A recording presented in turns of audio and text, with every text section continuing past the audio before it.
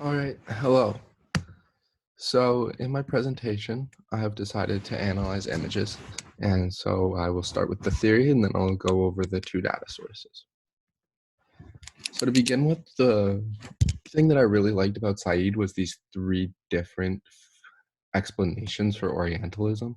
Um, I'll go over them: a field of study, a generalization of the Orient in the context of the Occident, and a discourse of supporting institutions, vocabulary, scholarship, imagery, doctrines, colonial bureaucracies, and colonial styles.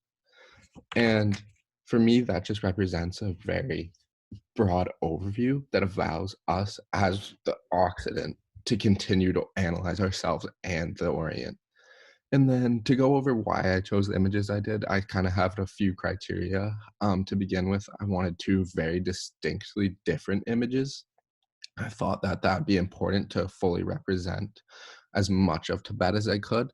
And I really wanted just two because I could really superimpose the two. I wanted one of people and one of the distinct place of Tibet and features. And I wanted two very different photographic styles.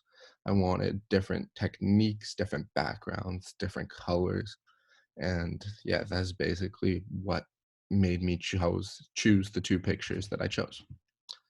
So to begin with, we have this picture. It's pretty simple. Sorry for the bad quality. My computer wouldn't download it as a normal file, but it's of a monk and a boy leaning over, learning from him. So what's important about this picture is we have the view of the camera. To begin with, we are looking directly down at them if we are above them.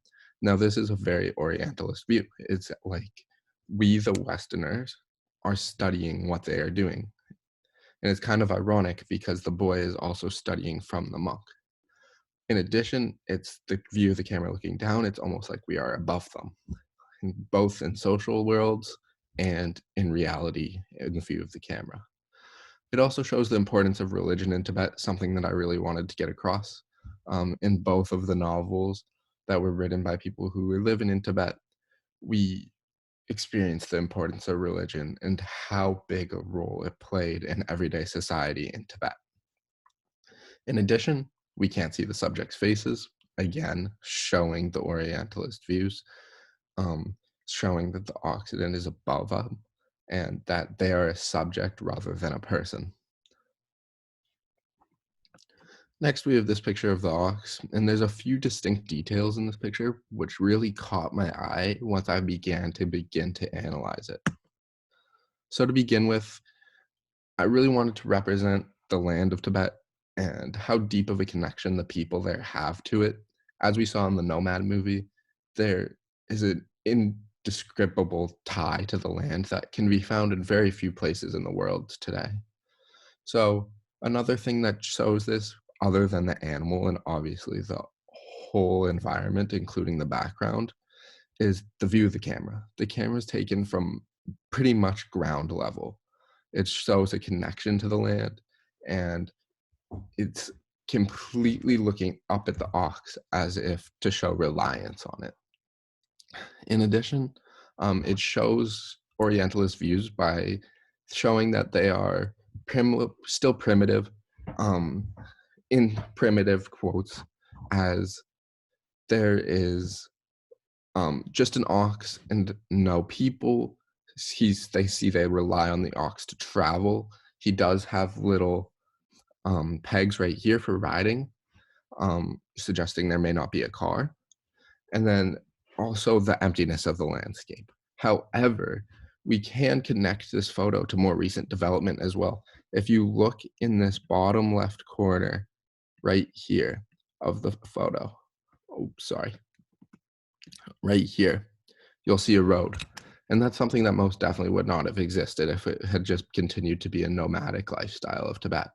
But through recent development, their lands are starting to be invaded almost by capitalism or profit or easy transport. So this road right here was one of those things that I found that made this image more than what I thought it was when I first looked at it. So what all of this shows, a view of Orientalism by Westerners. Yes, because not only do we have the point of view of the camera looking down, not showing the faces in the first, or from the ground looking at primitivism in the second, but also the fact that we are studying images. There again, Tibet as a field of study. It shows two of the strongest well-known Tibetan virtues, religion and land, two things that we have looked at extensively. Two different styles of photography, not only from the point of view, but in terms of background, colors shown, different aspects in the view line, everything in that matter. And finally, different subject matters. We get to see the people and the land of Tibet. Thank you.